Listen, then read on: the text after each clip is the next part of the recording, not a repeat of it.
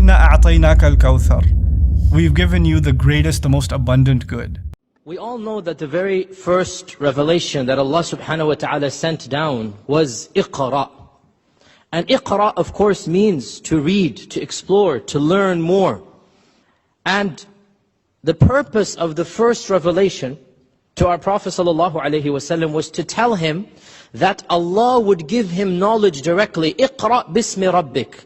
Read or recite directly from Allah subhanahu wa ta'ala. And in the same series that Allah revealed Iqra, Iqra is repeated twice if you look at it. Iqra bismi rabbika alladhi khalaq. And then a few ayat later, Iqra wa rabbuka al-akram. Twice Iqra is said. And some scholars have said that the purpose of the repetition is that the first Iqra is a reference to the Islamic sciences. Why? Because it is linked with the knowledge from Allah. Iqra bismi rabbik. And the second Iqra is a reference to the secular sciences that we derive. Why? Because right after that Allah says, Iqra wa rabbuka al-akram alladhi allama bil-qalam. The one who taught by the pen. And what do we read by the pen? We read the knowledge of men. We read whatever they have come forth with. Encyclopedias, research papers, all of the secular sciences. This is what is written by the pen. So Allah is telling us to learn. First, knowledge of the religion. And then learn, second, the knowledge of this world.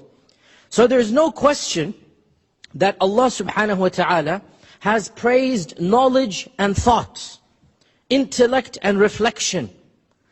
And there's no denying that in our Islamic history, unlike previous religions and other civilizations, our civilization was the only one that was religious and scientific at the same time. If you look at Western civilization, when it was religious, it was in the Dark Ages, it was in the Middle Ages. Only when it got rid of religion, through the Reformation, only when it overtook and threw away the shackles of the church, was it able to then proceed onward scientifically, and then the Renaissance took place after the Reformation. We as a Muslim society and an Islamic civilization, we are the only group in the history of mankind that when we reached the pinnacle of religiosity, when we had religion, we also had science.